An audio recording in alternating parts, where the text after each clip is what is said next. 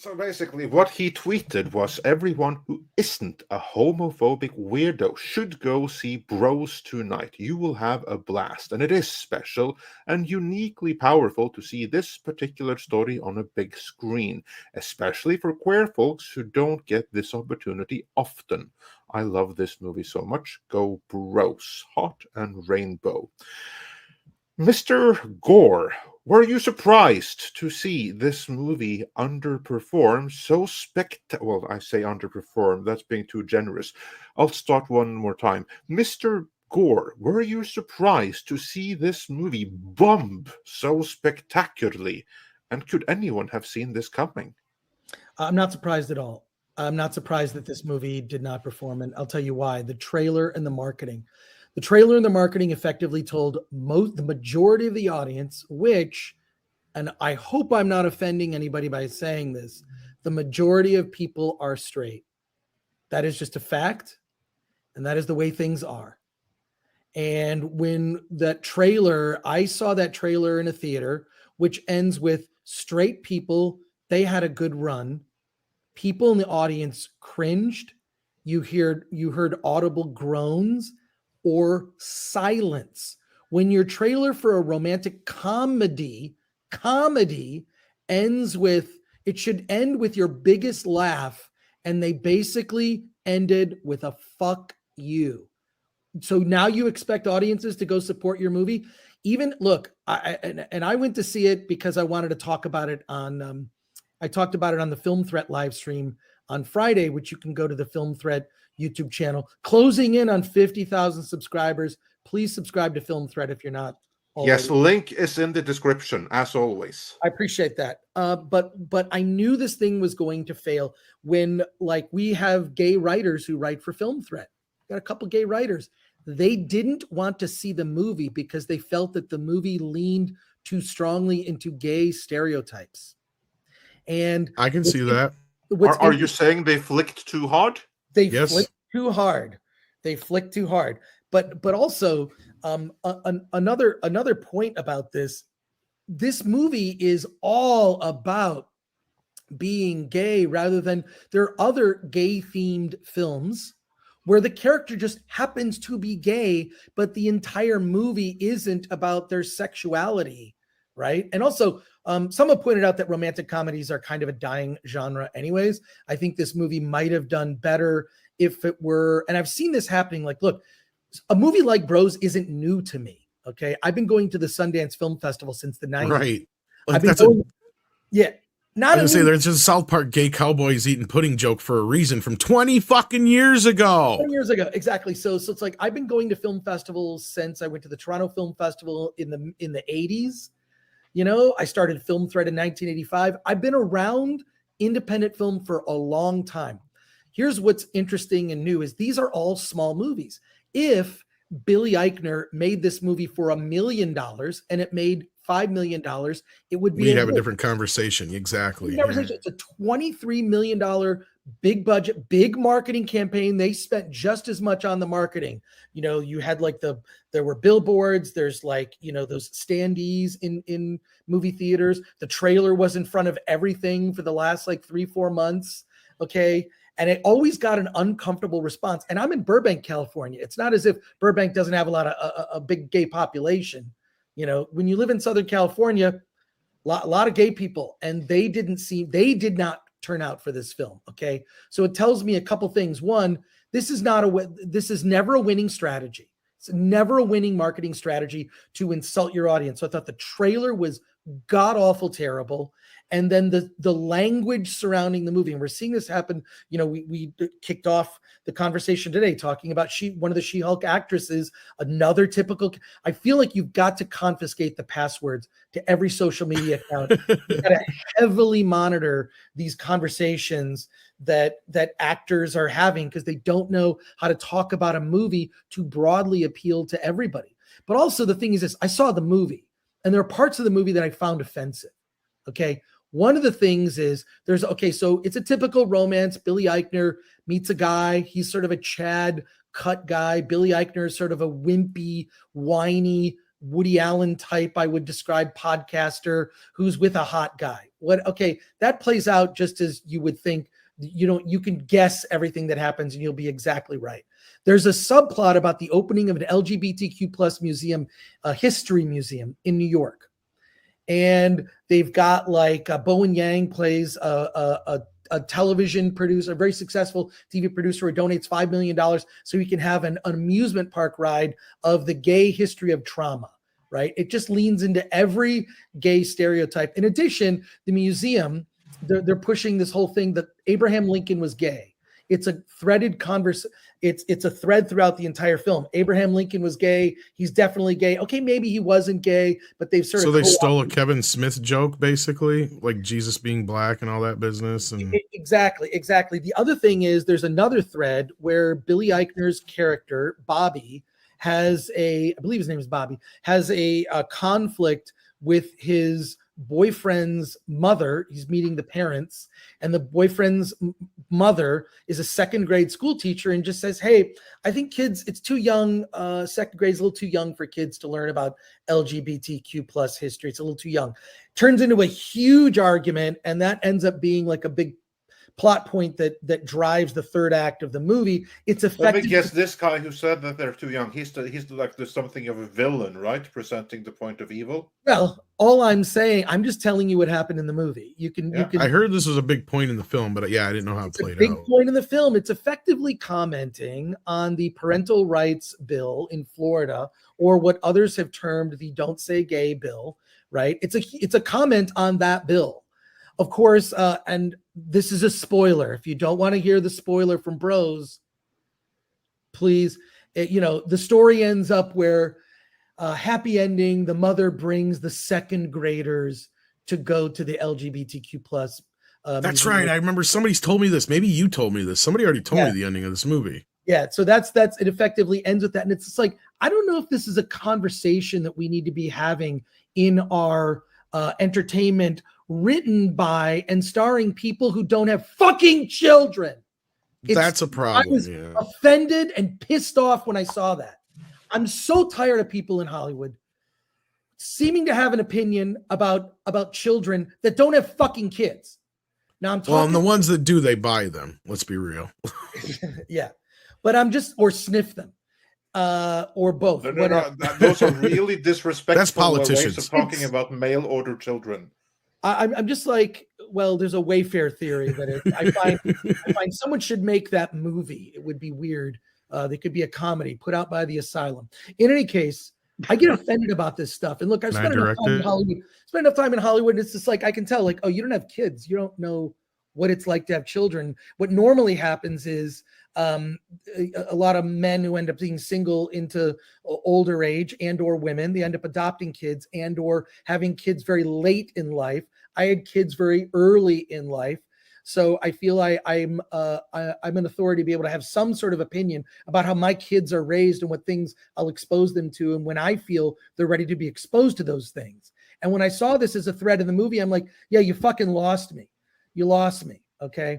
A lot of the movie's not all that funny, right? I mean, and also while the gay sex in the film is not particularly explicit, it's very implicit in the sense we know exactly what's happening. We know who is the giver and who is the receiver, and when it's happening, there are like a couple different gay orgies. Who in their right fucking mind thought this would appeal to anyone straight who's not trying to virtue signal by saying that they like the film is a fucking idiot. And it really would behoove people in Hollywood to get outside of fucking Hollywood and travel over what they call the flyover states and meet some real people, which is 90% of the American public. Okay. I have a similar idea. How about just leave their own postcode? Because I get so freaking pissed off whenever someone says, "We're like this movie is reflecting the world, and I'm a citizen of the world here." No, you don't. You reflect your postcode in LA.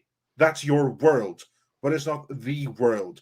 You travel around the world. All of the people that you say are supposed to be represented here, 90% of the world's population, well, not 90, but 80% of the world's population are going to be like, I'm not represented here in any way, shape, or form, no matter what they may think, just because they represented their postcode. Well, and Look- that's the problem with trying to represent everybody, right, Andre? That's Right. inherently the issue you Yeah. have. Sorry, Chris, you were going to make a point. So, No, I'm preach just on, saying, Chris. I'm just saying Hollywood needs to wake up. That the products that they're making do not reflect the majority of moviegoers. And that's why we have the worst box office in 25 years. The habit was broken by the pandemic. What was revealed by the pandemic are the agendas that Hollywood is pushing. And most people, the majority of people, do not like it. And the best performing films are the ones that are back to your classic blockbuster entertainment. Spider-Man No Way Home, Top Gun Maverick, Avatar, your classic films that got re-released and made a lot more money. Get back to that. And also a movie, an Indian movie, and check your bingo card, RRR. RRR, which I happened to meet the director this weekend, who thanked me for telling people about. I went to a special screening as part of He owes you a big thank you, actually, I would say. He doesn't owe me anything. He made a great... Oh, he does too. You can be unhumble for 2 seconds, Chris. If it wasn't for you, nobody would know about this fucking movie. Let's be real. We'll be unhumble on your behalf. I mean, you spread it to our audience, and from there, I just know from our videos, our clips, that's seen by tens of thousands of people. Well, all I'm saying is that, like, that is a classic Hollywood movie. You got romance, you got comedy, you got singing, you got dancing, and you got a lot of action, very action heavy. Also, some of the action pretty brutal. I mean, some of the deaths are, there's people getting shot in the head, and there's, a lot of gun violence in this movie. A lot of gun violence, folks, in this film, RRR. It's also just a beautiful, classic Hollywood storytelling, but done better by other people outside the United States. So, but this movie Bros is, I think they underestimated how off-putting the marketing was, how unlikable Billy Eichner is. Great in small doses. I love seeing him for 2 or 3 minutes, Billy on the street. Very funny. He is, as a side character in some comedies, he's great when you can, but beyond the 5-minute mark, he's insufferable, not a leading guy. He just isn't. And I'm sorry, what I'm doing is I'm dropping a lot of the reality that Hollywood needs to wake the fuck up to. That a lot of people are parents and they don't like seeing their kids exposed to things they may not be ready to hear. Conversations they may not be ready for exactly. And that is different with age, I think, depending on the kid. Well, and regardless of that, they're trying to take control away from the parents, Chris. And that's where I completely back you up as a parent. And then that's what bothers me about this whole thing, is instead of them letting us decide when we feel like something's right for our children, they're trying to tell us that we're an istophobe or whatever if we don't allow this. So it's like, no, fuck you. It's like, to me, it's no different than if you want me to let my kid watch Friday the 13th when he's 3. Yeah, but for all the same fucking reasons. It's not time yet. I'll say this. I fear very few things in this world, but one of my greatest fears, I would say, one of my greatest fears is any harm coming to my children. You do that, you've crossed a line. I don't think that Hollywood understands the sleeping giant that is now awoken. And good that this movie failed. There are better gay-themed films, and they're not even that. Look, I'm a huge... John Waters changed my life when I was 16 years old. I saw a retrospective of John Waters at a movie theater. He is hilarious. There are gay characters. There are straight characters. There are drag queens. Glenn Milstead, who played Divine in many movies. Amazing actor. Amazing actor. And John Waters has a sense of humor about, himself. I love John Waters. In any case, let me ask you a question about John Waters that I was asked the other day, Chris. Yes. How do you feel he would respond to all this stuff out there nowadays? Because he's still alive, mind you, but he hasn't really already on it. He said it's he? Yeah. Well, there you go. Go ahead, Script. I was going to ask Chris what he thinks he would have said, but I didn't know he actually commented. Let's hear it. He regarded that you don't attack your audience. He always talked about, like, if you're going to make fun of something, make fun of everybody. And the first thing that you should be making fun of is yourself and your own product. Like, that's what he was talking about. He did an interview, I think, on Bill Maher within the last few weeks, where he talks about, like, make the jokes of anything. Doesn't matter if it's politically left, politically right. Everything should be fair game. Like, that's his. his perspective. I've met him before. I've got a poster signed, autographed by him. He's a fun guy. He's very much of a traditional type of progressive. He likes everything, and he thinks everybody should do and be able to happy what they are. But he understands not everybody's like that, and he doesn't hold that against them. I love John Waters. Not only have I met him, I had his home phone number back in the day, and I don't call him all that often. I've interviewed it's long him. distance to Baltimore, right? So. Yeah, exactly. Long distance. Yeah. I've interviewed him many times for Film Thread. He is a sweetheart. He loves everybody. I would guess he's never come outside. I would guess that he's sort of one of those people that is conservative about some things and very liberal about other things. So there's no political home for him necessarily. But I've always loved John Waters, and there are other gay themes. Well, Brokeback Mountain made more money. Here's his response to I found one. But I'll just because I have to leave, unfortunately. I'll just say that this movie was parts of it were offensive to me, and it's not all that funny. And Billy Eichner can't carry a movie, and that's it. And the lessons are not necessarily that Hollywood shouldn't make gay films. They need to make the films scaled to the audience that exists. So for example, they sure, make a gay film, but make it for a couple $1 million. It's a movie. These are movies that I've seen forever play film festivals they're called limited audiences for a reason. And the reaction that we're seeing now is I've never seen ideas that would normally be espoused in limited audience films. I've never seen those ideas leak into like mainstream entertainment. Who would want to watch this shit? And who would want to be lectured at by such fucked up people from Hollywood? So, look, I care passionately about this stuff, and I love independent films. But independent films will always be a limited market. It's a small sliver. Now, there's stuff like some horror films or indie comedies that leak through, and I'm seeing more and more indie movies that are more mainstream than the mainstream entertainment we're subjected to with the theater. So we're in a weird time right now, but them basically lamenting the failure of Bros. The failure of Bros is earned. That was an earned failure. It deserved to fail based on its marketing, based on how it insulted the audience, and based on how it tried to push this political messaging that kids need to learn about LGBTQ plus materials at the tender age of second grade, which is what, like 7, 8 years old? Yeah. 7 years old. Fuck you. I'll determine that. We're looking at that stuff. Let's get to high school. Okay. Can we not confuse kids with this shit? It's not leading to the best outcomes. And by best outcome, I mean just like mentally well-adjusted children. But we live in a really fucked up narcissistic time right now that is destroying a lot of things, and unfortunately lives, and definitely our entertainment. I unfortunately have to go. I have a meeting that I'm late for. But you got at least one super chat if you can stay for 2 seconds. Chris, I don't think celebrities leaving LA would do it.